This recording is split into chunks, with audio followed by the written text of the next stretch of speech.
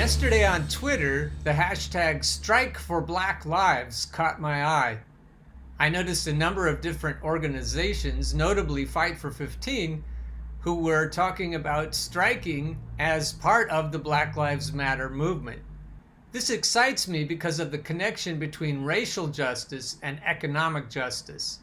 This is where Dr. King was trying to go all along. As I followed the tag down, I noticed the Vox article, "Across the Country, Essential Workers are on Strike for Black Lives," so I'll begin with that, giving commentary as necessary. This is by Bryce Covert. Before she got sick with COVID-19, Dietrich Eady typically left her house at 5:30 in the morning every day and wouldn't get home until 1:30 or 2 in the morning, long after her family was asleep. She has worked in fast food her whole life to support her 4 children and now a grandchild, and even after the pandemic hit, she worked several jobs, one at McDonald's, another at Papa John's, and a third at Wendy's. She's a shift leader at McDonald's, but still makes just $9 an hour, even though she says some of her peers make $11 an hour. Working 3 jobs, it's not enough to cover rent, water, and food, she said. I still have to find another way to make those ends meet. Sometimes that means there's no food in the house. I would go without eating to make sure my kids eat, she said. That was before the pandemic. Now things are even more difficult. She said McDonald's didn't provide her with protective equipment or force customers to wear masks. Edie has diabetes and high blood pressure, putting her at higher risk of complications from the coronavirus, but she had to keep working to make sure her family had enough money to pay the rent and buy food. Then one of her coworkers recently got sick. A few days ago, she felt very ill herself, struggling to breathe. She tested positive for COVID-19. That means she's now out of work, at home, isolating from her family. She's not getting paid leave from any of her jobs. I'm very scared right now, she said. My lights can go off. I can't pay rent. In response to a request for comment, a McDonald's representative said in a statement, McDonald's enhanced over 50 processes in restaurants. McDonald's and our franchisees distributed an ample supply of PPE with no supply breaks, including gloves and over 100 million masks, in addition to installing protective barriers in restaurants. We are confident the vast majority of employees are covered with sick pay if they are impacted by COVID-19. All right, here's a little commentary. That sounds like utter corporate bullshit to me. Headquarters is saying whatever they need to say to keep the press off their back. And mainstream media don't give a fuck about workers, so they just report whatever McDonald's tells them to report. Being homesick with COVID-19 won't keep Edie from participating in the Strike for Black Lives, though, which she plans to do over FaceTime. That's back to the hashtag Strike for Black Lives on Twitter. Sounds as though people are not merely going to be protesting George Floyd's murder, but they're going to be protesting the working conditions and the wages and everything else that goes along with being poor in the United States. If you've been following this show, you know I think that's fucking brilliant. On Monday, July 20th, that was yesterday, tens of thousands of workers from a variety of lines of work in more than 25 cities will go on strike to demand that the corporations they work for and the government that's supposed to work for them confront systemic racism. Fast food workers like Edie will be joined by an enormous swath of the workforce. Other low-wage workers like airport employees, ride-hail drivers, nursing home caregivers, and domestic workers alongside middle-class teachers and nurses, and even high-paid Google engineers. Those who can't strike the whole day will walk off the job for 8 minutes and 46 seconds, the amount of time a white police officer kept his knee on black Minneapolis resident George Floyd's neck before he died. I don't know if you've been following that story, but it was actually much longer than 8 minutes and 46 seconds. It's a massive action that will bring together major unions as well as grassroots organizers. The Service Employees International Union, International Brotherhood of Teamsters, and American Federation of Teachers will join forces with the Fight for 15, United Farm Workers, and the National Domestic Workers Alliance. Social justice organizations such as the Movement for Black Lives, Poor People's Campaign, and youth climate organizers will also participate. It represents a unique partnership. Labor unions don't always act in concert, let alone partner with grassroots and social justice groups. This is an amazing development, and this is the kind of activity that needs to continue if we're going to solve the plight of the American worker. It's built right on the back of what Dr. King was fighting for. It's racial justice coupled with economic justice. But demand for putting together such an action came from the bottom. Workers who have been activated by the toll of the pandemic and the massive uprisings against racial injustice and police violence across the country. They see these things as inextricable. Yes. Across the country, people are gaining a new understanding that it is impossible to win economic justice without racial justice. That health care for all, fair immigration policies, and bold action on climate change all require racial justice, said Mary Kay Henry, president of SEIU. This is a unique and hopeful moment in our movement's history because in organizing this strike with our partners, we found broad acceptance and acclamation that now is the time to take large-scale action to demand that corporations and government do more to dismantle structural racism and protect Black lives. We are all clear that until Black communities can thrive, none of us can. So now we've come full circle back to the Poor People's Marches that both Malcolm X and Dr. Martin Luther King Jr. were trying to get started. Edie says on top of low pay, as a Black woman, she's also had to deal with racism. She sees her ordeal reflected in the struggles of the other workers who will go on strike. We are in the same boat, Edie said, because we all are essential workers and we all are fighting for the same things. Treese Andrews works on the front lines caring for elderly nursing home residents in Detroit, Michigan. Despite her tenure spanning 2 decades at the same facility, Andrews makes just over $15 an hour. She notes she's among the luckier ones at her facility. Those who work in housekeeping, dietary services, or laundry make more like $10 an hour. It's poverty wages we make here, she said. She makes so little, in fact, that the nursing home isn't her only job. She's also started a caregiving business on the side with 3 clients. As a single mother, she has to forego health care for her daughter because it would cost so much to add her. She pays out of pocket for her shots and annual physicals. Andrews is now caring for the elderly in the middle of a pandemic that preys on the vulnerable. Nursing homes have been linked to 1/3 of Michigan's COVID-19 deaths. At first, she said her facility didn't give out the proper personal protective equipment, but only distributed it when workers specifically asked for it. Only recently did the facility hand out everything they needed, like masks, gowns, and gloves. And yet there's a COVID-19 unit at her facility, and some of her coworkers have gotten sick. Anxiety has been high for a lot of us, she said. People just scared to come to work. Her family is also vulnerable. She cares for her father who has cancer.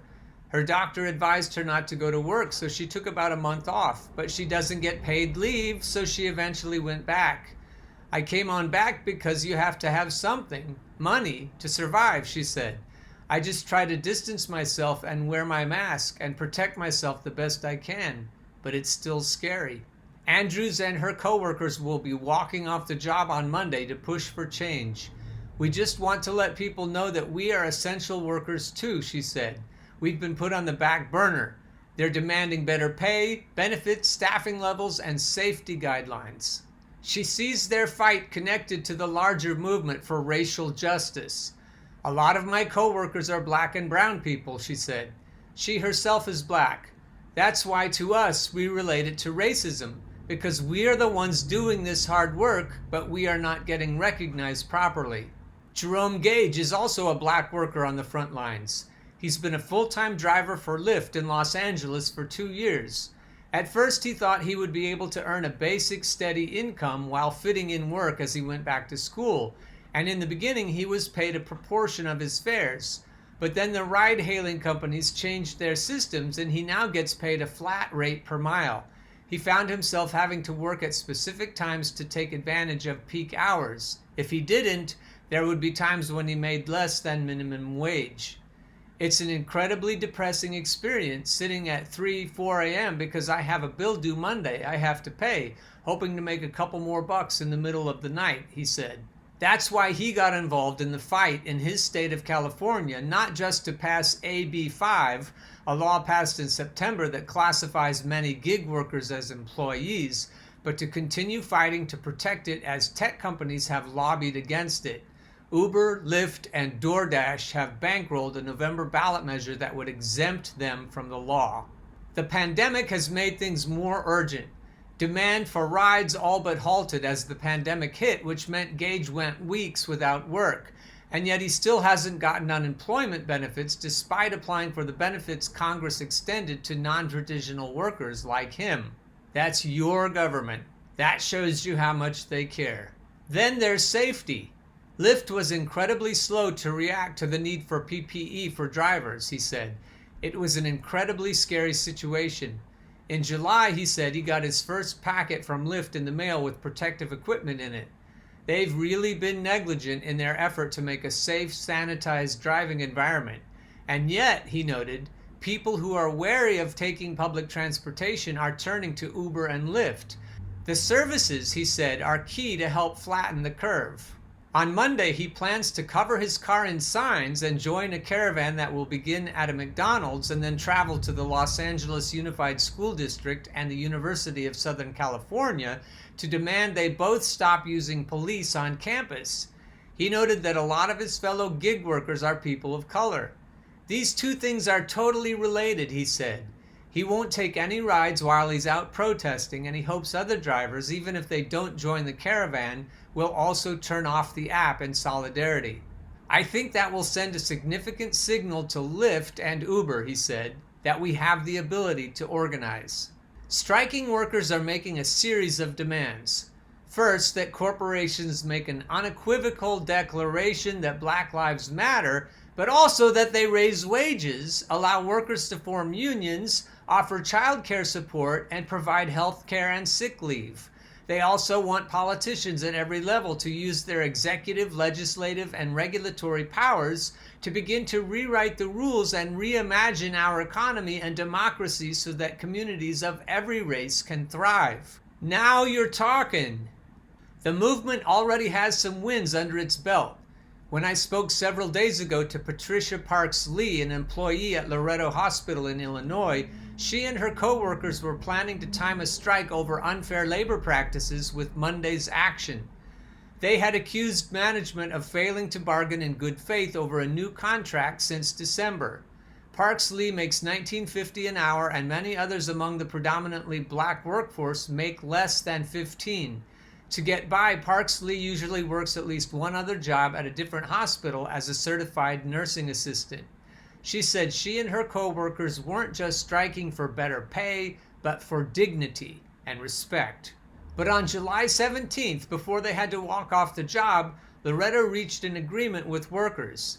Their union, SEIU, said it included life-changing wins such as bringing all workers to at least $15 an hour and raises for others, improved staffing, greater scheduling stability, and immigration protections. The hospital was short-staffed and under-resourced long before the pandemic. Employees bring clothes in from home for the patients who come in without undergarments or wearing soiled clothing. Then, Parks Lee said, the hospital rationed personal protective equipment like hand sanitizer and gloves. If you respect who I am and respect my job, why would you limit my ability to do it by counting out the number of gloves? She said. In response to a request for comment, Mark Walker, Director of Community Relations at Loretto, called the allegation that workers were not given proper PPE blatantly not true and unfounded. Oh, I trust you, Mark Walker. I'm sure you're not lying. Parks Lee, who is black, is a crisis worker in the emergency room at Loretto. That means she is often helping community members most in distress. Women fleeing domestic violence, people going without food or shelter. Whatever the crisis situation presents itself, we try to assist, she said. Racial injustice impacts not just her and her co-workers, but her patients too. They are black, brown, lacking in financial stability, she said, and yet other hospitals often refuse to accept them and send them on to Loretto instead. Nobody wants them, but we welcome them, she said. That's the through line bringing all of these varied workers together. Outrage over racial injustice, which impacts pay, benefits, and how black and brown Americans are treated both inside and outside of work. It's not surprising that we're in this together, Gage said. We may have different careers, but we're all going through the same issues. Andrews says seeing so many different workers come together is awesome. That's going to show unity, she said. It's going to show that we're tired. We're not playing anymore. We want to be heard. So here are some of the tweets from yesterday. Here's Fight for 15 at McDonald's. If you really believe Black Lives Matter, it's time to stop with the lip service and start with real action. Treat your black employees like our lives matter. This is Teamsters JC16. At Teamsters Local 804, members at UPS are rallying today to support the strike for Black Lives. No to racism at work. No to racism in New York. This is Compton J100. Pelosi must go. Jay the Populist. Considering the state of America right now with the coronavirus, with unemployment, with our corrupt government, we truly have nothing to lose but the chains that bind us. Movement for Black Lives tweets, the fight for racial justice and black liberation has always been deeply connected to workers' rights movements, and we are here today to demand transformational change in our workplaces. Join us as we strike for Black Lives. The website is j20strikeforblacklives.org. Here's Movement for a People's Party. A national workers' strike will happen today to protest systemic racism and economic inequality that has worsened since the beginning of the pandemic. The strike is aimed particularly at Walmart and McDonald's. Strike for Black Lives, J20, Solidarity. This is from Ed Markey. Workers are rising up across the country to say that economic justice is racial justice. Black essential workers deserve higher wages, better jobs, and unions. It was an honor to join SEIU today to rally for black workers. Strike for Black Lives. Here are some of Ed Markey's photos from yesterday.